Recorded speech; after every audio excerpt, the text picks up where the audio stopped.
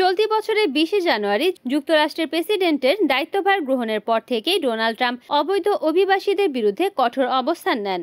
ক্ষমতায় আসার প্রথম 9 মাসে প্রায় 80,000 নন ইমিগ্রেন্ট ভিসা বাতিল করেছে দেশটির প্রশাসন। বৃহস্পতিবার 6 নভেম্বর বার্তা সংস্থা রয়টার্সকে দেশটির পররাষ্ট্র মন্ত্রণালয়ের এক ঊর্ধ্বতন কর্মকর্তা এই তথ্য নিশ্চিত করেছেন। এই সিদ্ধান্ত নেওয়া হয়েছে প্রশাসনের স্বজ্ঞাত অভিবাসন বিরোধী নীতির অংশ হিসেবে, যেখানে শুধু অবৈধ অভিবাসীদের নয়, ভিসাধারী বৈধ ব্যক্তিদের মধ্য থেকেও কিছু বিষয় লক্ষ্য করা গেছে। প্রায় 16,000টি ভিসা বাতিল হয়েছে ড্রাইভিং আন্ডার দ্য ইনফ্লুয়েন্স অভিযোগে, 12,000টি বাতিল হয়েছে হামলা বা সহিংসতা অভিযোগে, প্রায় 8,000টি বাতিল হয়েছে চুরি অভিযোগে। মার্কিন পররাষ্ট্র মন্ত্রণালয়ের এক কর্মকর্তা বলেছেন, এই 3টি অপরাধ এই বছরের প্রায় অর্ধেক ভিসা বাতিলের কারণ। রয়টার্সের প্রতিবেদন অনুযায়ী আগস্ট মাসে 6,000-এর বেশি শিক্ষার্থীদের ভিসা বাতিল করা হয়েছে।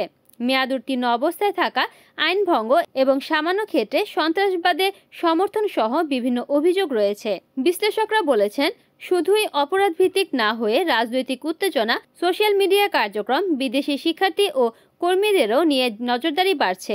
এছাড়া রাষ্ট্রদূত ও ভিসা কর্মকর্তাদের জন্য দেওয়া নির্দেশনায় বিদ্যমান ভিসাধারীদের ওপর নিরবিচ্ছিন্ন যাচাই চালু করা হয়েছে, যাতে আইন ভঙ্গ, সন্ত্রাস সমর্থন বা নিরাপত্তা ঝুঁকি বিশ্লেষণ করা হয়। Desk news, NN TV.